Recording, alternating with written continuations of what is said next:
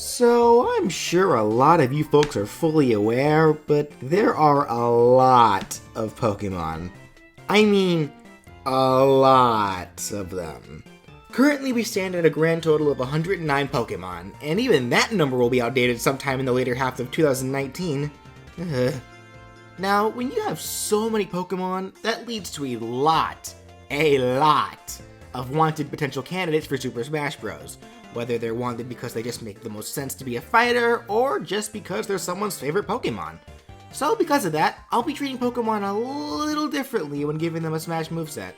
With the exception of legendary Pokemon, and maybe one or two others here and there, all Pokemon from now on will be bunched together into teams of 3.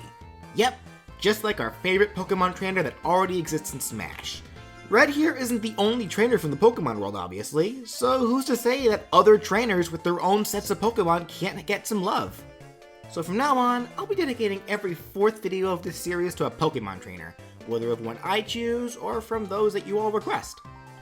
Anyway, sorry for that meaty explanation, but with all that out of the way, let's jump right into the first trainer that I'm going to be covering. The Pokemon trainer from the Johto region, and accompanying them will be the 3 starter Pokemon from the Johto region, just like how Red got the Kanto starters in Smash. More specifically, the Pokemon the Johto trainer will have will be the Big Jaw Pokemon Totodile, the first stage Water type starter, the Leaf Pokemon Bayleaf, the second stage Grass type starter, and the Volcano Pokemon Typhlosion, the third stage Fire type starter.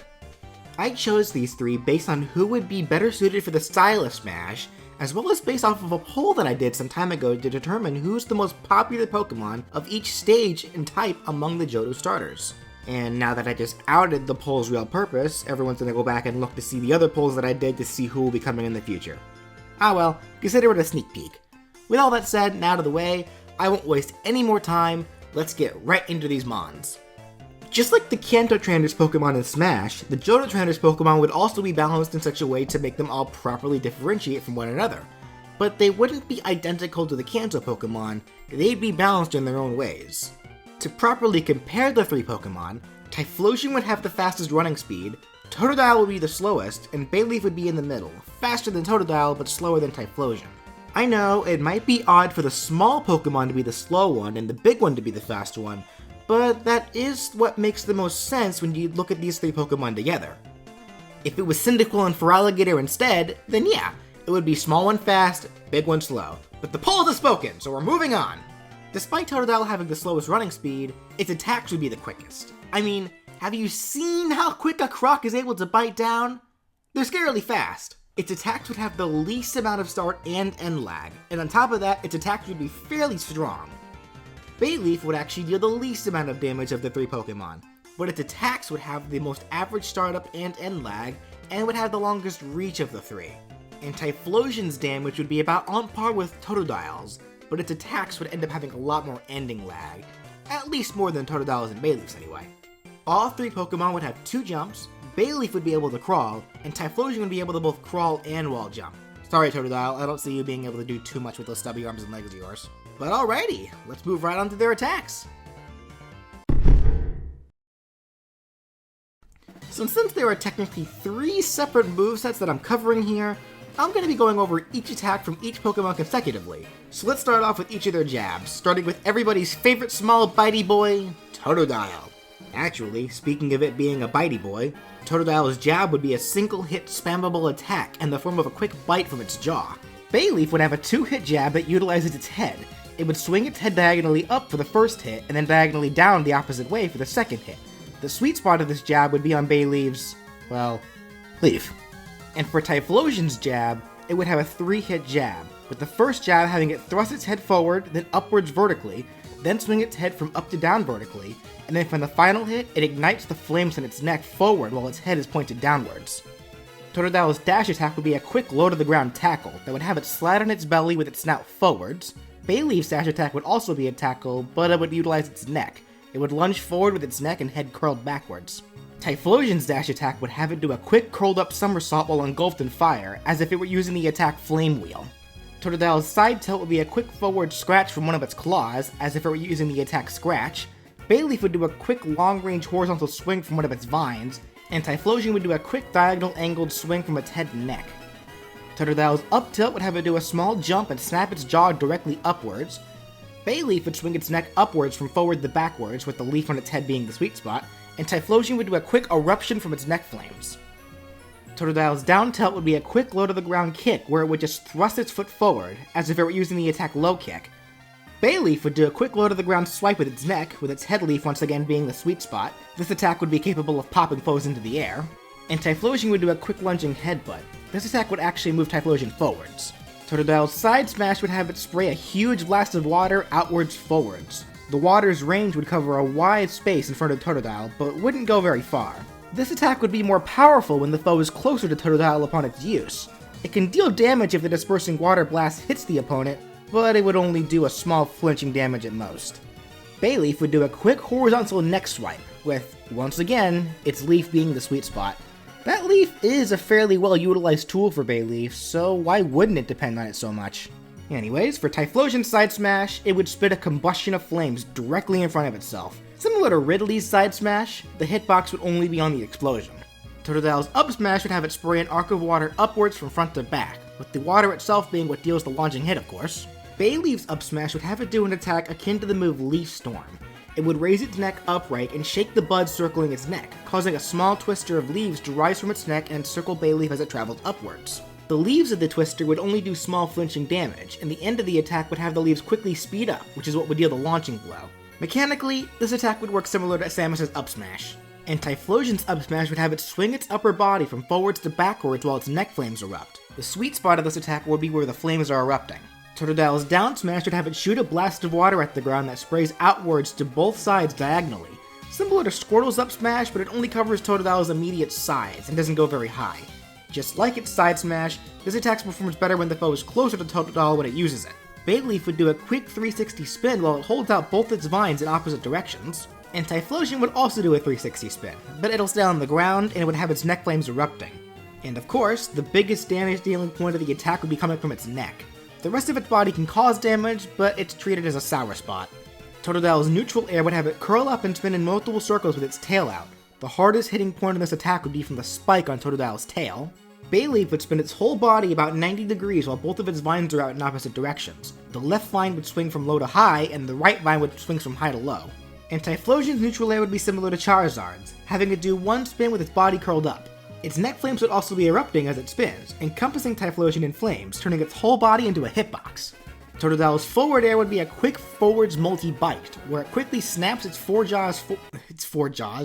jaw 4 times, with the 4th hit being the launching hit. Bayleaf would do a quick vertical neck swing from high to low, with the sweet spot being on its head leaf yet again, and Typhlosion would do a quick horizontal swipe with one of its arms. Totodile's back air would be a quick double vertical tail swipe, with the first swing being from high to low, and then low to high for the second hit. Kinda like Yoshi's back air, but with not as many hits. Bayleaf would do a quick horizontal turnaround swinging both of its vines, and Typhlosion would stretch out its body and do a quick double kick horizontally backwards. Totodile's up air would have it do a quick backflip to strike with its tail from forwards to back. Bayleaf would swing its vines upwards from backwards to forwards, and Typhlosion would erupt its neck flames straight upwards as it huddles its body. And to end the attacks off with the down airs, Totodile would have a quick downwards kick with both legs, similar to Dr. Mario's down air. This of course would be capable of spiking. Bayleaf would effectively use the attack Body Slam, and would fly straight down with its whole body, slamming into the ground or any unfortunate opponents that are underneath it. And Typhlosion would spit an explosion of fire straight downwards. This attack can halt momentum if Typhlosion is falling when it uses it. Think of this attack similar to Zelda's up air, but obviously fire downwards instead of upwards. When it comes to grab range, Totodile would grab its opponents with its jaw, but it would have the shortest grab range of the 3. Bayleaf would grab with its vines, but would have the longest grab range, and Typhlosion would grab with both of its arms and would have the average grab range compared to Totodile and Bayleaf. Totodile's pummel would have it just bite down on the poor sucker in its mouth. Its forward throw would have it do a quick spin to gain momentum and then release the foe from its jaw to send them flying once it fully spins around. Its back throw would have Totodile violently shake the foe in its mouth like a real crocodile would when it tries to wear down prey, then throws them backwards. Its up throw would have it toss the foe overhead, then spray water at the foe straight up to send them upwards. And Totodile's down throw would have it jump on the foe and begin violently biting them before they get knocked away.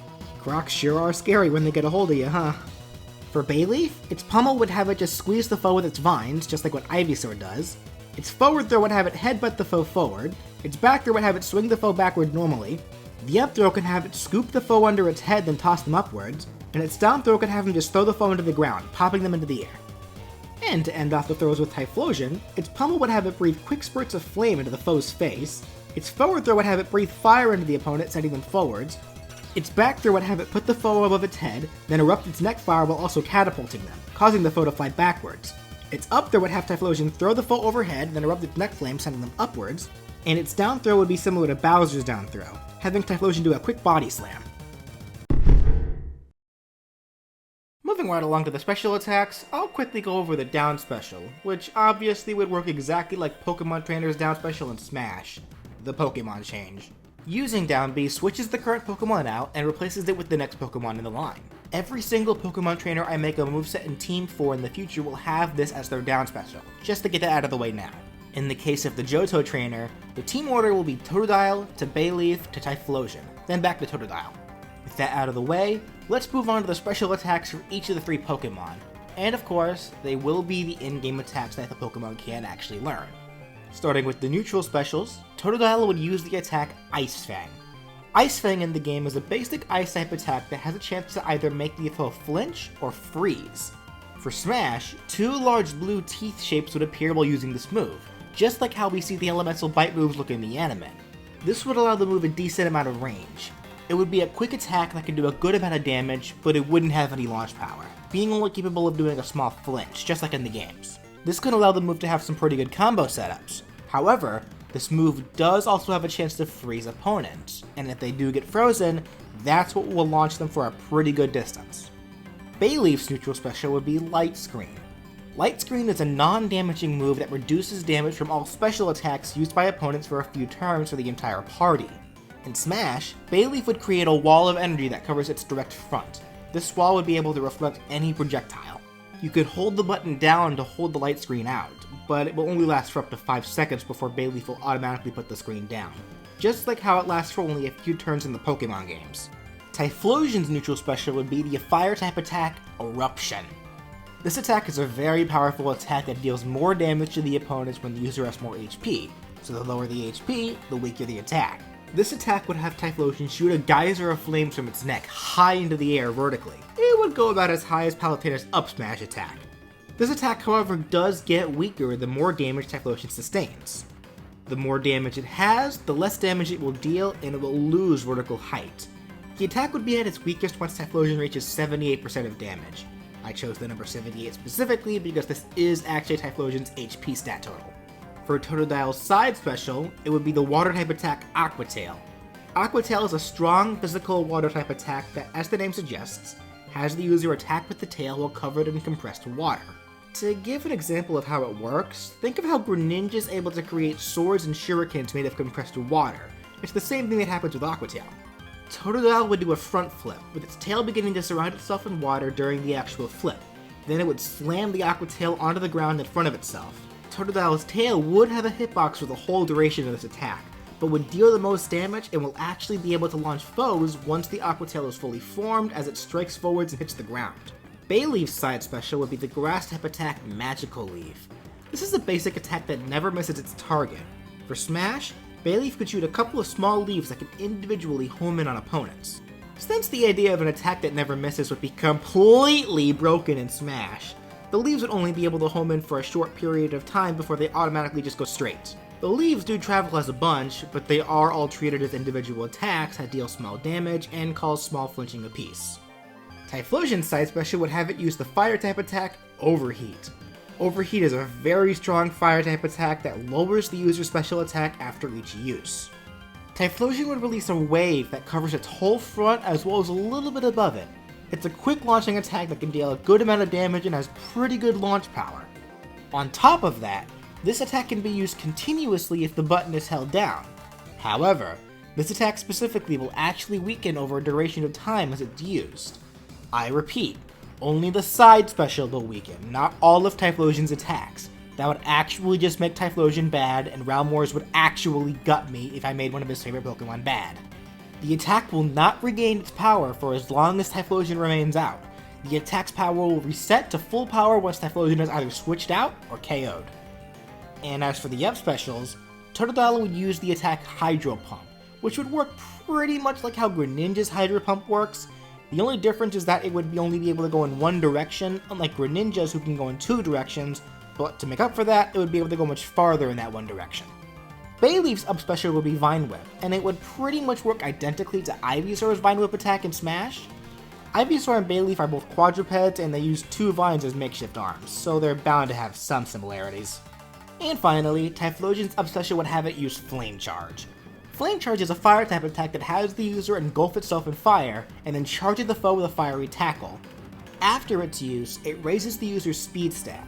For Smash, let's avoid the speed stat raise, it'd be a little busted, but this attack would pretty much work similarly to Fox and Falco's up special, where Typhlosion just engulfs itself in flames and flies into any chosen direction.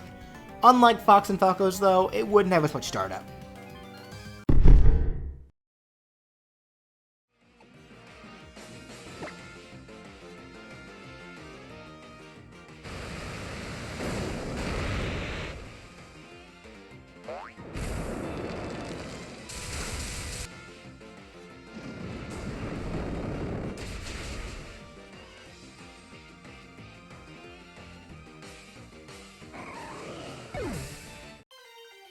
For the final Smash, it would be their own variation of the triple finish, but instead of the attack being fired horizontally straight forwards, it would expand from an outward circumference with the three Pokemon attacking from the center.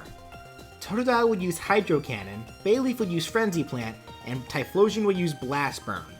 I know that Totodile and Bayleef can't actually learn those moves, only the final evolutions can learn them, but for the sake of consistency and to make it look super cool, we'll let them use it anyways. Let's just assume the trainer used an action replay. Remember those things? Anyways, the Hydro Cannon part would shoot a large barrage of water upwards. The Frenzy Plant grows a large amount of thorned vines that cover the area below where the Hydro Cannon shoots, and the Blast Burn would have flames erupt from the ground that cover the area below the Frenzy Plant. On to the colors! Now, I really haven't been referring to the trainer as any one specific person, but the default trainer used that would have the Pokemon in their normal colors would be the male trainer design from Pokemon Heart Gold and Soul Silver, canonically known as Ethan. The second color would replace Ethan with the female trainer from Heart Gold Soul Silver, better known canonically as Lyra. Her Pokemon would all have green hues for their color scheme. Why green? Because it stands out compared to the remaining colors that I have for the most part. Third would have the trainer become the female trainer design introduced in Pokemon Crystal, better known as Chris. Her Pokemon would all have blue hues. The fourth color would be Ethan with the colors of the Generation 2 rival, better known as Silver, the son of Giovanni. The Pokemon would all have red hues for this color scheme. This alt with Lyra with the color scheme based on the normal type gym leader Whitney, with Pokemon that have pink hues. Here we have Chris with the colors of Jasmine, the steel type gym leader, and her Pokemon would have brown hues. Next is Ethan with a gold color scheme and his Pokemon with gold hues in reference to the gold version of the Gen 2 games. And finally, we have Lyra and her Pokemon with a silver color scheme in reference to the silver version of the Gen 2 games.